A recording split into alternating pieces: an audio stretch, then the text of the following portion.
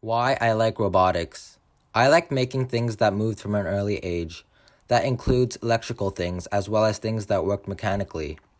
I did not have the real tools to do what I wanted to do, so I mostly had to be resourceful. I used old light switches, cardboard boxes, barbecue skewers, lots of duct tape, etc. I made fidget spinners out of bottle caps. I made arcade games out of cardboard boxes. I made coin sorters. I made vending machines that dispensed candy. One of my earliest electric creations is made of Pokemon cards, bottle caps, a motor stolen from an electric toothbrush, and a battery. I made a whole bunch of them, all a little bit different. This one is supposed to float in water. This is a TJ bot from IBM that runs off a Raspberry Pi. However, I did not know how to program it at the time. Then in 3rd grade, I took apart a desktop computer and used the parts of it to make another motorized car. I used this test to see how fast it would go with rubber tires versus plastic tires. The rubber tires were faster.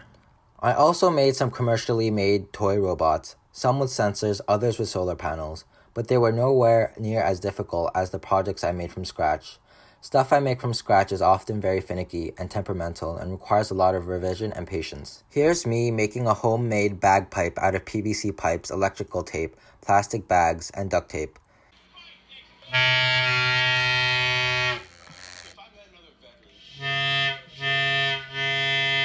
Here's a Matchbox car that I transformed into a post-apocalyptic dragon/car hybrid. I entered it into a Hot Wheels mod design contest against adults and became 7th place winner. My project was featured in the Make magazine. A couple years ago, I made a puzzle for a homemade family mystery room out of cardboard and popsicle sticks. We only had half a day to come up with an entire mystery room concept and puzzles, so this was done in a huge rush. A more detailed description is provided in my other video.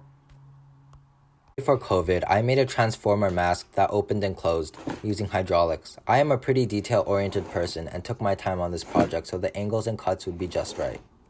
That's all I need. I took an introduction to programming class this year where I learned to code in Python. This project connects the mouse to an on-screen pencil so that the pencil will write on the paper. This project lets a player punch a punching bag with their right or left hand. Everything is still pretty basic. I used Tinkercad to make little airplanes and Minecraft characters in middle school. I do not have any examples left to show you, but I do have some examples of 3D projects I made over the years. I made a model of the Chinese Zhenghe Rainbow Mountains with a wraparound staircase. I have made several cardboard boats.